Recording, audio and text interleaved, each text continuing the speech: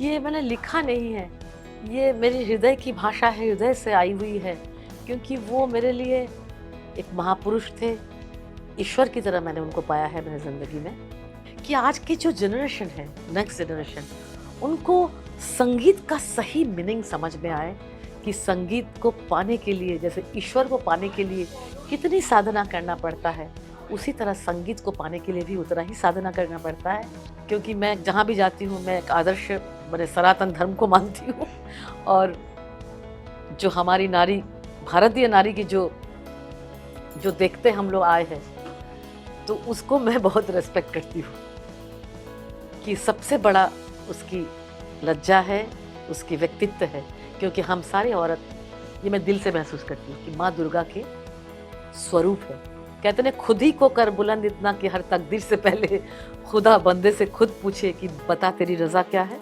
भारतीय संगीत के इतिहास में कुछ नाम, कुछ शख्सियत ऐसे हैं जो फिर सिर्फ भारत ही नहीं, पूरी दुनिया में, या फिर यूँ कहें कि पूरी कायनात में एक ऐसा इतिहास बन गए, एक ऐसा नाम बन गए, चमकता सितारा बन गए हैं जिनकी रोशनी ताउम्र कायम है।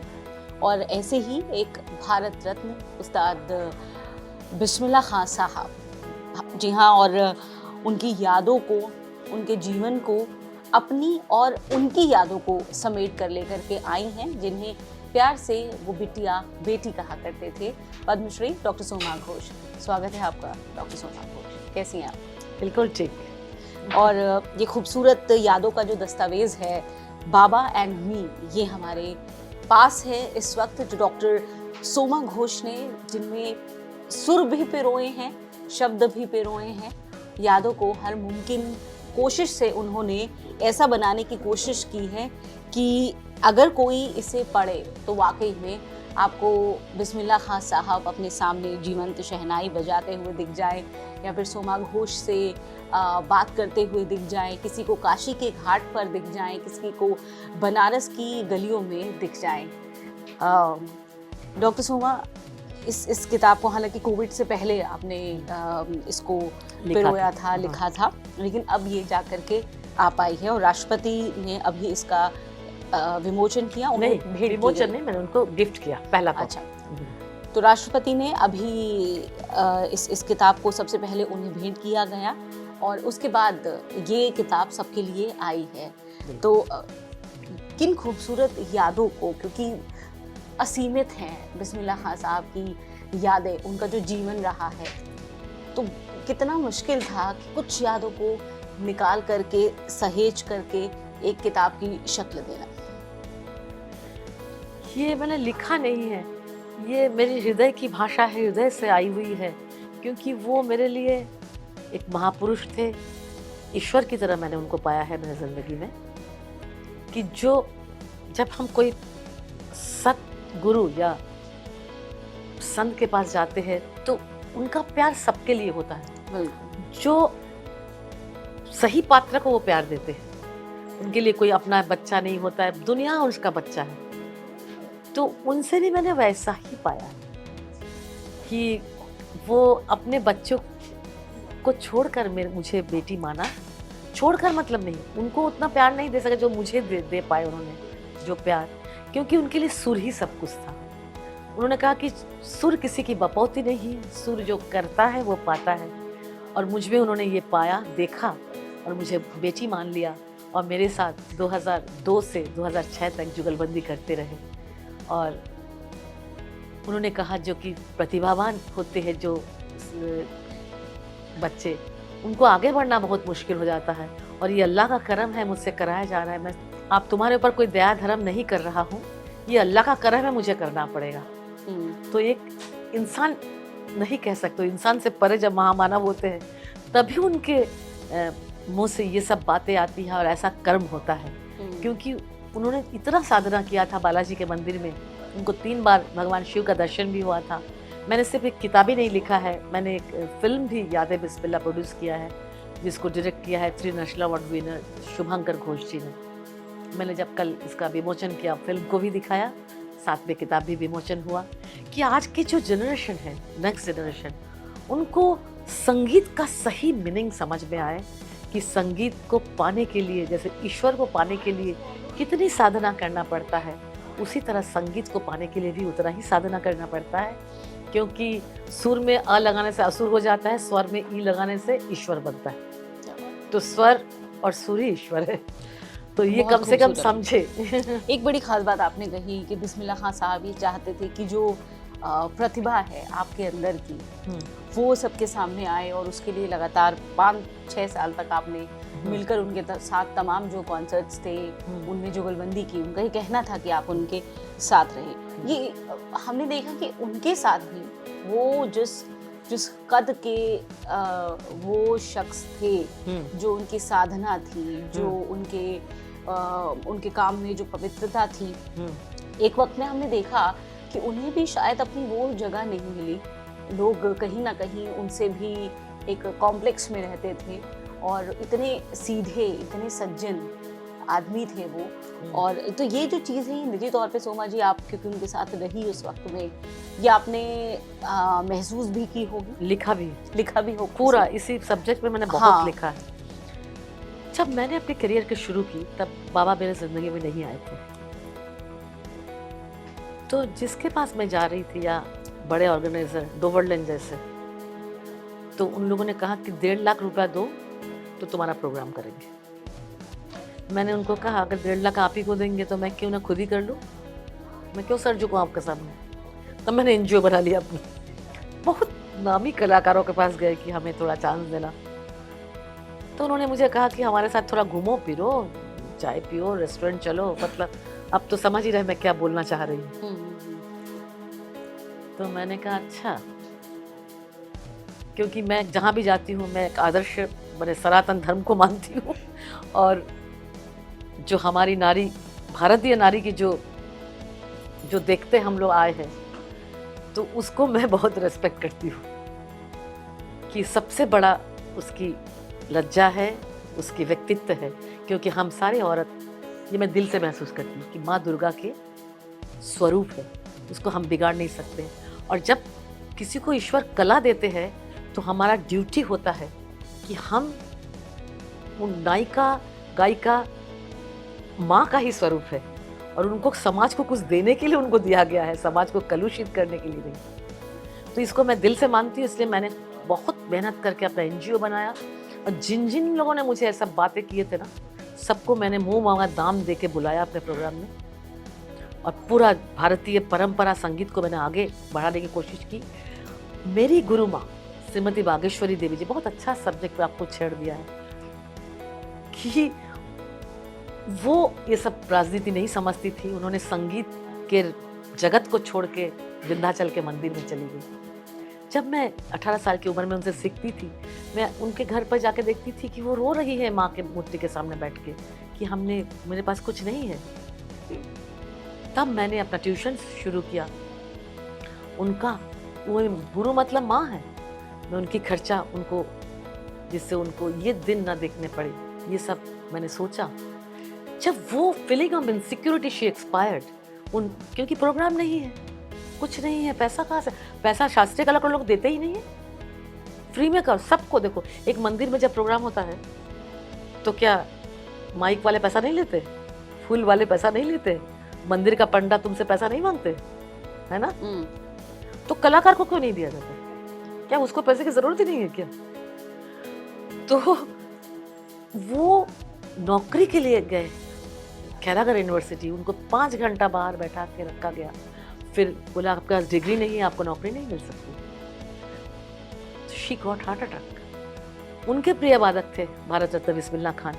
जब मैं उनको बुक करने के लिए बनारस गई, तुमने जो बात कहा ना, तो घर से कहा गया कि हमारे घर पे अन्नदात्री आ गई है। 7 साल उनके पास प्रोग्राम नहीं था। हाँ, और घर के लोग इसी की जिंदगी उन्हें बितानी पड़ी, दाने दाने के लिए मोहताज थे। लेकिन प्रभु की ऐसी करिश्मा थी, 2001 से इतना इस पर चर्चा हुई, और सारे सरकार की तरफ से उनको बहुत पैसा दिया गया, उनको मतलब ऐसे पुरस्कार के तौर पर इतनी बातें हुई। उसके बाद ऐसा क्यों है? तो ये बड़ी दुख की बात है। यानी कि हम ऐसे सोचते हैं सोमा जी कि कला इतनी पाक चीज़ है, इतनी पवित्र चीज़ है, संगीत, और उसमें भी जो शास्त्रीय गायन है, उसको तो सीधा सीधा हम सिर्फ भगवान के करीब जाकर के ले जाते हैं, आत्मा की बात होती है। बिल्कुल। वहाँ पर भी एक अलग तरह की राजनीति है, और अभी भी क्या आप उस राजनीति को महसूस करती हैं? किस तरह की है? बिल्कुल, बहुत पॉलिटिक्स है यहाँ पर, लेकिन मैं ये समझती हूँ कि मुझे कोई राजनीति मुझे तोड़ नहीं सका, क्योंकि मैंने कहते हैं खुद ही को कर बुलंद इतना कि हर तकदीर से पहले खुदा बंदे से खुद पूछे कि बता तेरी रजा क्या है। तो इतना अपने आप को सशक्त करो कि मैंने कहा ना कि हर औरत में एक माँ दुर्गा बसती है, जगाने की ज़रूरत होती है। इतनी संघर्ष था क्योंकि मैंने बाबा के साथ जुगलबंदी की थी। कितने लोगों ने, बड़े बड़े कलाकार ने मेरे खिलाफ लिखा, सब मैंने किताब में लिखा है, क्योंकि सत्य तो सामने आना ही पड़ेगा। लेकिन इससे डरना नहीं चाहिए। उन्होंने जाते समय ये कह के गए थे कि मेरे बात जाने के बाद तुम आग के धागे से जाओगे, लेकिन शेर की तरह रहना, शेर की तरह रहना, तुम ही रहोगी।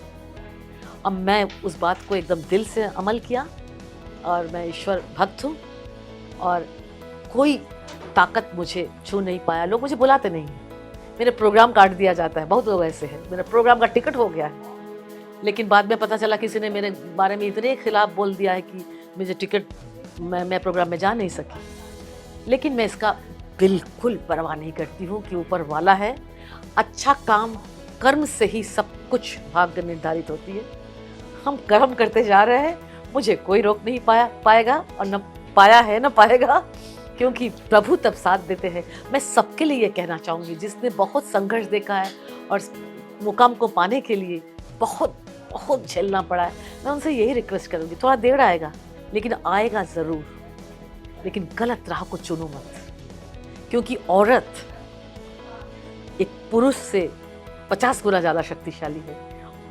औरत सृष्टि करती है, भारत माँ है, वही सब कुछ, वो खाली घर नहीं, समाज, पूरा देश को बनाती है। बिल्कुल, बहुत बहुत अच्छी बात आपने बाबा के साथ आपने बहुत अच्छा वक्त गुजारा थे, भले ही 5-6 साल, लेकिन कह सकते हैं कि उन्होंने भी कला का जो सार होता है वो आपको दिया। कौन सी ऐसी बहुत ख़ास बातें थी जो बिस्मिल्लाह खान साहब को सबसे अलग बनाती थी? उनकी शख्सियत कितनी ही साधारण विनम्र थी, ये तो सब जानते हैं, लेकिन सबसे ख़ास बातें क्या थी उनकी जो अलहदा बना देती थी? बता रही हूँ, जब हमारा संसद में प्रोग्राम था तो बाबा एक पजामा कुर्ता पहन के आए थे, और वो ऐसे निचोड़ के ऐसे रख दिए थे बिस्तर के बगल में, और वहाँ पर सारे देश के chief ministers, MPs, president, prime minister के भी आने की बात थी, लेकिन उनको फीवर आ गया था इसलिए नहीं आ पाए। उन्होंने बाबा आप क्या पहन के जाएंगे? मैं क्यों, वही तो पहन के जाऊंगा। तो ये इतना स्त्री भी नहीं है, कुछ भी नहीं है। तो उन्होंने क्या कहा पता है? उन्होंने कहा कि मैं मर जा रहा हूँ डर के मारे कि मेरे शहनाई में सुर आएगा कि नहीं, तो मेरे कपड़ा देख रहे हो, मैं वही पहन के जाऊंगा। अगर ठीक से नहीं बजा पाऊंगा ना, लोग मुझे मारेंगे। अपने सुर को देखो पहले। देखो, इतना पाने के बाद अपने संगीत से इतना डरना, इतना सा अहंकार भी नहीं। जब हमारे जुगलबंदी की बात हो गई तो उन्होंने मुझे बैठा के कहना, बेटा ये तुमको ऊपर वाला दे रहा है, ये रूहानी रिश्ता है, तुम कभी भी अहंकार मत लाना, तो सब चला जाएगा। बहुत बड़ी चीज तुमको दिया जा रहा है, तुमको ये संगीत को लेके आगे चलना है, इसको बचाना है। और नौशाद जी भी मेरे हाथ पकड़ के, जब मेरी पहली जुगलबंदी हुई थी ना, तो ग्रीन रूम में आके उन्होंने मेरा हाथ पकड़ के रो रो के कहते कि शोमा जी आपने ख्याल को नया आयाम दिया, ठुमरी को नया आयाम दिया। मैंने अरसों बरसों बाद बेगम अख्तर की रूप आई है आपने, अब गज़ल को भी बचा लीजिए। तो इतनी जिम्मेदारी मेरे पास है। तो अब हम देखते हैं सोमा जी, कई नए गायक हैं जो चाहे ठुमरी हो, गज़ल हो, ख्याल हो, सब में एक नयापन लाने की कोशिश करते हैं, पर वो नयापन लाने की कोशिश हो सकता है कि आज की पीढ़ी को कुछ अच्छी लगती हो, लेकिन उसमें लगता है कहीं उसकी आत्मा से कुछ खिलवाड़ होता है, तो लेकिन फिर भी लोग उसे पसंद करते हैं। तो सबसे बड़ी बात है कि शास्त्रीय संगीत को लेकर के जो अवेयरनेस है वो लोगों में नहीं है, और दूसरा हो ये भी लोग नहीं चाहते हैं, ज़्यादातर लोग नहीं चाहते हैं। जैसा सुनाया जा रहा है वैसा सुन रहे हैं, एक ट्रेंड बन रहा है तो उस पर चल रहे हैं। तो ये आपको लगता है कि कोई एक तरीका है कि इसको ठीक किया जा सके? जैसे मदन मोहन जी संगीतकार जो गाना बना के गए थे 70s में, प्योर शास्त्रीय घराना था, वो आज भी कैसे अच्छा लगता है। लग जा गले, वो तो शास्त्रीय संगीत है। बिल्कुल बिल्कुल। तू जहाँ जहाँ चलेगा मेरा साया साथ होगा, तू जहाँ जहाँ चलेगा। शास्त्रीय संगीत है। बिल्कुल देखिए, आत्मा कभी बदलता है? वही आत्मा ना बार बार जन्म लेता है, फिर मोक्ष पा जाता है। शरीर खाली बदलता है। हमें खाली शरीर को ही बदलने की जरूरत है, आत्मा को नहीं। इसलिए आत्मा पे कोई छेड़छाड़ नहीं होनी चाहिए। आज बेगम अख्तर को क्यों गजल सम्राज्ञी कहा जाता है? पूरा रूह बोलता था। उनका गला में उतना मुलायम नहीं था, लेकिन गला एकदम सेकेंडरी हो गया था उनके लिए, क्योंकि आत्मा की जब आवाज आती है ना, वो अमर हो जाता है।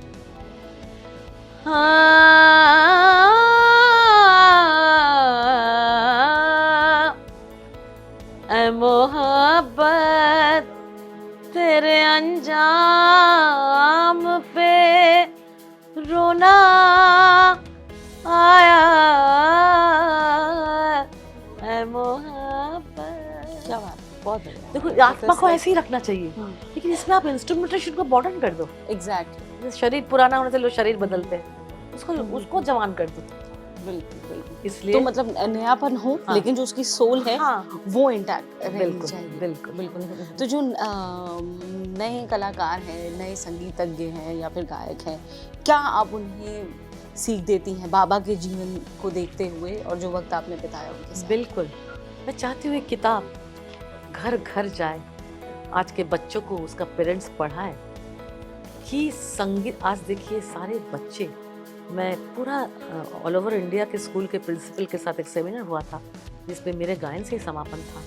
उसमें यही चर्चा हो रही थी कि भारत में सुसाइडल केस सबसे ज्यादा है स्टूडेंट्स के अंदर। मेंटल एंजाइटी बहुत बढ़ रही इतनी है, एंजाइटी है, हर तरह के इनफैक्ट मेंटल पेशेंट्स जो हैं वो नौकरी तेजी का से बढ़ रहे हैं। टेंशन, इसका टेंशन, घर पे पेरेंट्स का प्रेशर। एक ही बच्चा है, हर माँ चाहते हैं कि मेरा बच्चा इंजीनियर बने, मेरा बच्चा आईएएस बने, ये बने, वो बने, सो बने।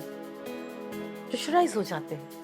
तो कैसे नर्व को शांत करने के लिए कहा जाता है कि जब अच्छा म्यूजिक बजता है ना, तो एक कुछ, मैं वो साइंटिफिक हम आपको नहीं बता पा रहे, मुझे याद नहीं है, उसमें जो चर्चा हो रही थी उसमें ना वो सारे नर्व खुल जाते हैं। हाँ, उसका आधा टेंशन वही खत्म हो जाता है। बिल्कुल, सबसे मेरी ज्यादा दीदी, उन लोग मैथमेटिक्स की स्टूडेंट थी, वो जब पढ़ती थी वो लता जी के अच्छे अच्छे गाना चला के पढ़ती थी, तो स्ट्रेस रिलीफ होता था। आज गाना कहाँ है? क्या सुनेंगे बच्चे? वो उससे क्या, आप शादी ब्याह में जाइए, आज जो हम लोग का जो रीत रिवाज है कि वो शर्माती लजाती हुई वो लड़की सीता की तरह आती है, और कितनी शर्म तो चाहिए ही चाहिए औरत में। वो जयमाल पहनाती, आजकल वो वेस्टर्न डांस के साथ ऐसे ऐसे करते करते जयमाल पहना रही है। और वो डिस्को देखो, एक आज शादी तोड़ रहे हैं, मतलब मैरिज का कोई वैल्यू ही नहीं है, क्योंकि उसको ये बताया नहीं जा रहा है कि वो जो अग्नि साक्षी करके जो 7 वचन जो लेना, सैंक्टिटी है, हाँ, वो और उन मंत्रों में क्या लिखा हुआ है उसको पता ही नहीं है।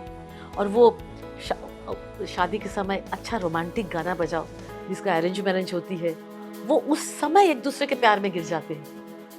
तेरे मेरे सपने अब एक रंग है, कैसे कैसे गाना। अगर तुमको फिल्म का ही गाना चला, ऐसे गाना चलो कि थोड़ा रोमांटिक मूड है उनके मन में, ऐसे ऐसे गाना उस समय बज रहे, वो लड़की भी नाच रही है, हस्बैंड भी नाच रहे हैं, ससुर भी नाच, माहौल में कोई प्रेम का भाव नहीं।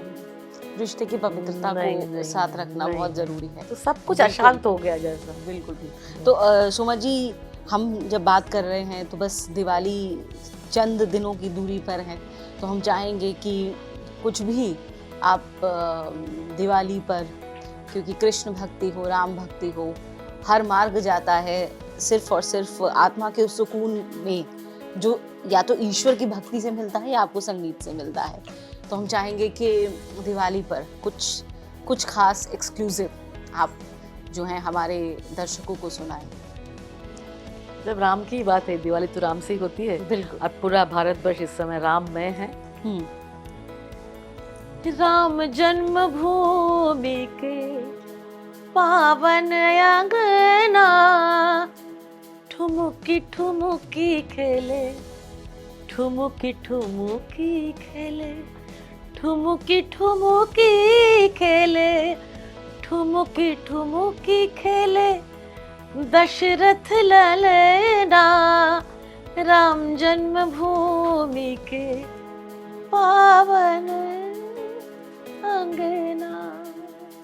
Happy Diwali to everyone. क्या बात है। दिवाली की बहुत बहुत शुभकामनाएं। बहुत खूबसूरत, बहुत बहुत ही खूबसूरत रहा आपसे ये बातचीत। डॉक्टर सोमा घोष, बहुत बहुत धन्यवाद।